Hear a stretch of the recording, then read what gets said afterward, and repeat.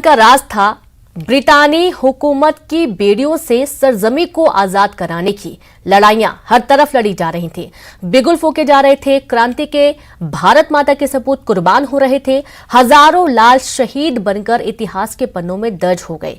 लेकिन कुछ ऐसे भी थे जो इतिहास के पन्नों में तो मिलते हैं, सरकारी कागजातों से गुम हो गए। देखिए उस गुमनाम क्रांतिकारी की कहानी।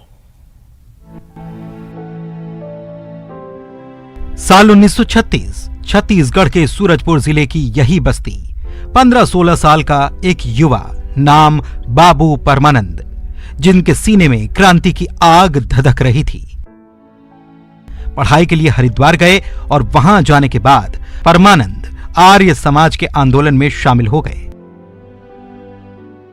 साल 1938 के हैदराबाद आर्य समाज प्रजामंडल आंदोलन में शामिल होकर देश के लिए लड़ाई भी लड़ी। इस दौरान अंग्रेजों ने उन्हें गिरफ्तार कर जेल भेज दिया। अंग्रेजी सरकार ने परमानंद पर जुल्म ढाया और प्रताड़ना के बाद जेल में ही वे शहीद हो गए। अब हैदराबाद में उस समय आंदोलन चल रहा था, ये भी चल रहा था उसमें धर्म बचाओ देश बचाओ, धर्म बचाओ देश बचाओ। तो ये आर्य समाजी थे। आर्य समाजी के नाते इन लोग को गिरफ्तार कर लिया गया, को जेल में डाल दिया गया। जेल में प्रताड़ित करके करीब 3 महीना के बाद 1 अप्रैल 1939 को इतना प्रताड़ित किए कि वो अपने देश के लिए वो वीर गति को प्राप्त हो गए। देश के नाम बाबू परमानंद के शहीद होने का परिजनों और पूरे इलाके को गुमान है, लेकिन दर्द इस पर छलक पड़ता है कि अब तक उन्हें शहीद का दर्जा दिया नहीं गया। शोधकर्ता जब इतिहास के पन्नों और सरकारी दस्तावेजों में दर्ज आंकड़ों को टटोलते हैं तो शासन के रिकॉर्ड में बाबू परमानंद गुम हो जाते हैं। पर एक नाम ऐसा है, इकलौता नाम, जो सूरजपुर जिले के बाबू परमानंद जी थे, और वे एक ऐसे सेनानी थे जो कि पूरे संभाग में इकलौता शहीद हैं, और महज 18 वर्ष की आयु में वो शहीद हो गए थे, और उनका नाम शासन के किसी रिकॉर्ड में नहीं है।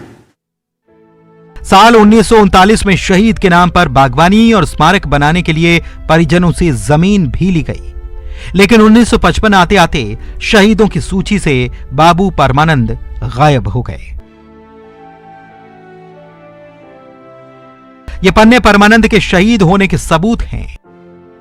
क्रांति से लेकर पोस्टमार्टम की रिपोर्ट तक सब कुछ है, लेकिन कौन मानता है इसे?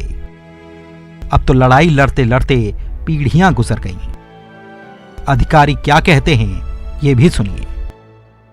ये बाबू परमानंद जी जो हैं, इन्होंने हैदराबाद आर्य समाज का जो आंदोलन हुआ था 1939 में, उसमें इन्होंने भाग लिया था। उसके संबंध में इनके परिजन जो हैं कुछ दिनों से उन्होंने आवेदन किया हुआ है, और उसमें इन्होंने काफ़ी सारे सुसंगत दस्तावेज भी दिए हैं उसके संबंध में। और इसके संबंध में एक बार प्रतिवेदन भेजा जा चुका था। उसमें कुछ क्वेरी थी जिसको हम लोगों ने अभी फिर से उनके जो परिजन हैं उनके माध्यम से दस्तावेज लेते हुए फिर से अभी हम लोगों ने पुनः प्रतिवेदन भेज दिया है। इसको राज्य शासन को प्रेषित किया जाएगा और इसमें न्यायोचित कार्रवाई की जाएगी।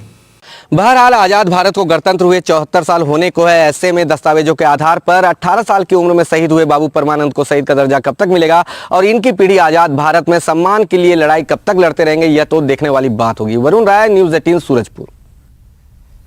और इसी के साथ इस बुलेटिन में इतना ही। नमस्कार।